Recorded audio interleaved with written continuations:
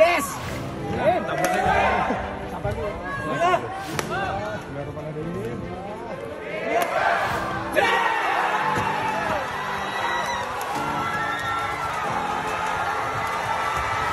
Kenapa Menteri Olahraga yang dipilih adalah menteri-menteri yang tidak ngerti olahraga dan tidak bisa olahraga gitu maksud gua. Dia kan tidak tahu kesulitan atlet itu apa, susahnya atlet apa. Saya kira juga saya mohon maaf terhadap kejadian yang membuat kita semua jadi tidak enak, tidak nyaman. Kita tidak bisa menyaksikan bendera merah putih dikibarkan. Kacau dunia olahraga ini. Anda bilang kalau Taufik Hidayat sudah bilang kacau dunia olahraga, itu pasti ada sesuatu.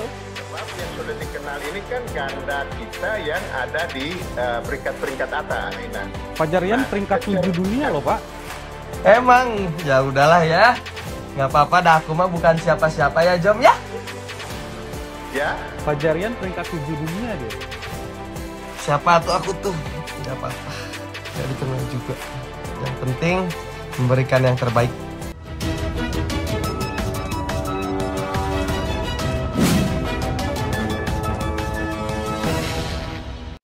Jadi segitunya olahraga dibawa ke politik. Kalau olahraga dibawa ke politik nggak akan pernah maju. Tadi saya dengar lobby-lobby itu kayaknya hanya ada di Indonesia ya. Lobby-lobby. Udah kadang pemerintah atau negara sulit menyentuh termasuk Menteri Olahraga sendiri. Tapi begitu ada masalah, benderanya yang nggak boleh tampil, kan lucu. Sekali lagi. Selama ini yang saya bertanya itu, kemana aja sih selama ini Ladi ini? Kita masih jadi perbincangan, perdebatan. Sebenarnya ini kerjanya siapa gitu. Ini sabotase atau ini politis? Ini harus cetar, harus kita buka di sini. Setelah kemenangan Indonesia dalam Thomas Cup, setelah 19 tahun lamanya menunggu atau tepatnya sejak 2002 silam, akhirnya Indonesia pada tahun 2021 ini berhasil membawa pulang Piala Thomas. Namun di balik kemenangan itu, Kemenpora diserang warganet setelah akun resmi Centang Biru Kemenpora mengunggah ucapan selamat kepada tim Indonesia. Kacau dunia olahraga ini. Anda bilang kalau Taufik Hidayat sudah bilang kacau dunia olahraga, itu pasti ada sesuatu. Sebab yang sudah dikenal ini kan ganda kita yang ada di peringkat-peringkat atas. Fajarian peringkat 7 dunia loh Pak. Emang ya udahlah ya, nggak apa-apa dah, aku mah bukan siapa-siapa ya Jom ya. Ya. Fajarian peringkat 7 dunia dia. Siapa tuh aku tuh, nggak apa-apa, nggak dikenal juga. Yang penting memberikan yang terbaik. Jadi segitunya olahraga dibawa ke politik. Kalau olahraga dibawa ke politik nggak akan pernah maju. Indonesia harus kembali berbangga atas prestasi para atlet bulu tangkis meraih prestasi di ajang Thomas Cup, namun sayangnya bendera Indonesia tidak dikibarkan. Buntut dari itu, warganet menyayangkan Kemenpora atas kejadian Thomas Cup yang tidak menaikkan bendera Indonesia, justru menaikkan bendera PBSI. Hal itu terjadi lantaran Indonesia mendapat sanksi pelanggaran pengibaran bendera dari WADA alias Badan Anti Doping Dunia. Indonesia dijatuhi sanksi oleh WADA lantaran tidak patuh dalam menerapkan program pengujian yang efektif. Selain dilarang mengibarkan bendera merah putih dalam berbagai kejuaraan dunia selain Olimpiade, Indonesia pun tidak bisa menjadi tuan rumah kejuaraan regional hingga dunia selama penangguhan. Selain itu, Indonesia juga dianggap tidak memenuhi syarat untuk duduk sebagai anggota dewan di komite akibat sanksi tersebut. Kritikan pedas netizen Indonesia lebih banyak mengarah kepada pemerintah Indonesia, terutama Kemenpora, yang dianggap gagal menyelesaikan masalah tersebut.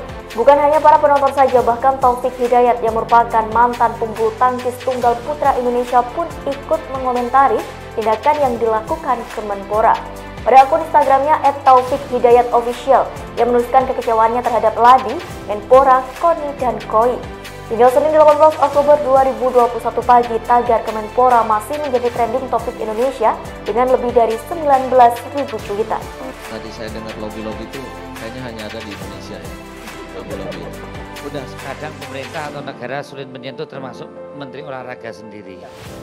Tapi begitu ada masalah, benderanya yang nggak boleh tampil, kan lucu. Ini sekali lagi. Selama ini yang saya bertanya itu, kemana aja sih selama ini Ladi ini? Kita masih jadi perbincangan, perdebatan. Sebenarnya ini kerjanya siapa gitu.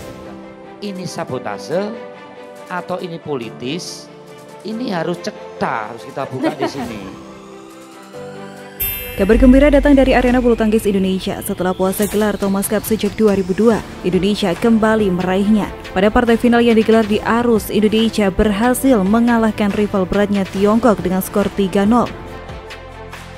Ini kan pertandingan bergu ya, jadi tidak hanya di ganda putra, jadi penting juga di pemain tunggalnya. Jadi dari tim tunggal menurunkan tim terbaiknya memang dari tunggal pertama Ginting, kedua Jojo, dan ketiga Cesar. Jadi memang susunan pemain itu dari tunggal, ganda, dan terakhir.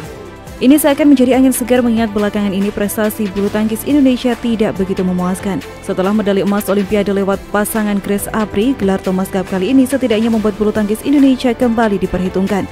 Gelar yang diraih kali ini membuat Indonesia semakin memantapkan diri sebagai pemegang rekor juara Thomas Cup terbanyak, yaitu 14 kali, meninggalkan Tiongkok dengan 10 gelar juara. Keberhasilan meraih gelar Thomas Cup 2020 disambut hangat oleh masyarakat. Ucapan selamat mengalir dari berbagai kalangan. Terpantau di jagat Instagram, hampir semua tokoh masyarakat baik politisi, menteri, artis, dan tokoh publik lainnya memuat postingan tentang Thomas Cup.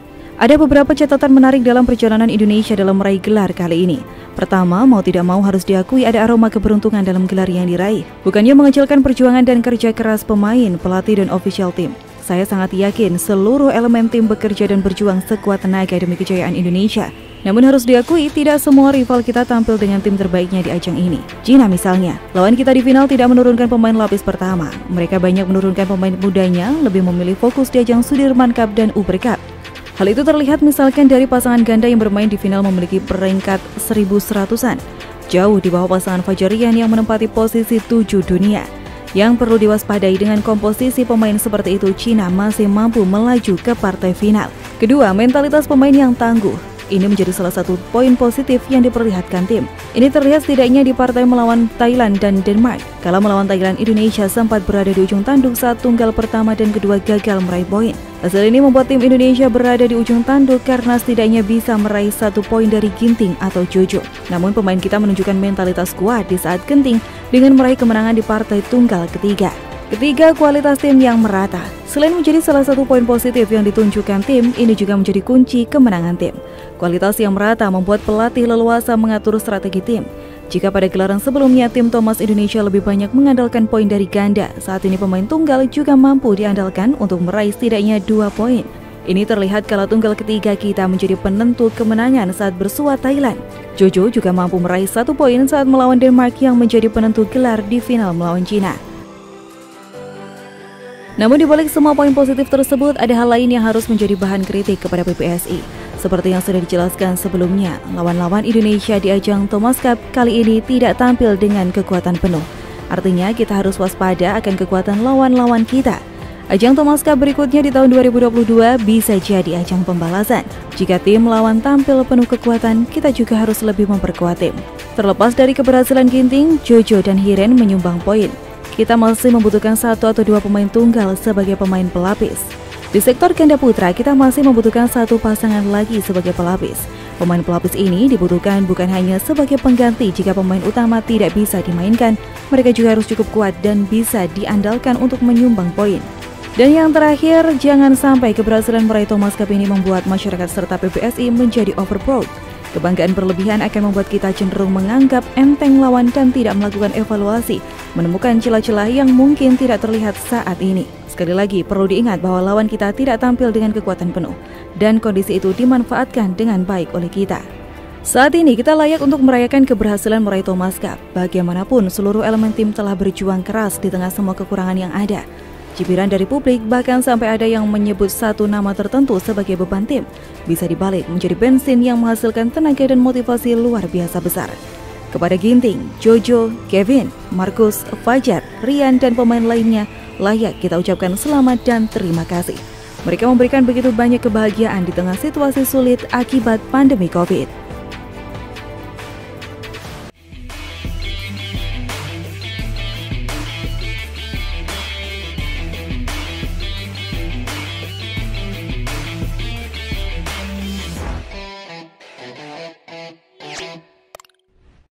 Jangan lupa untuk subscribe dan nyalakan lonceng notifikasinya.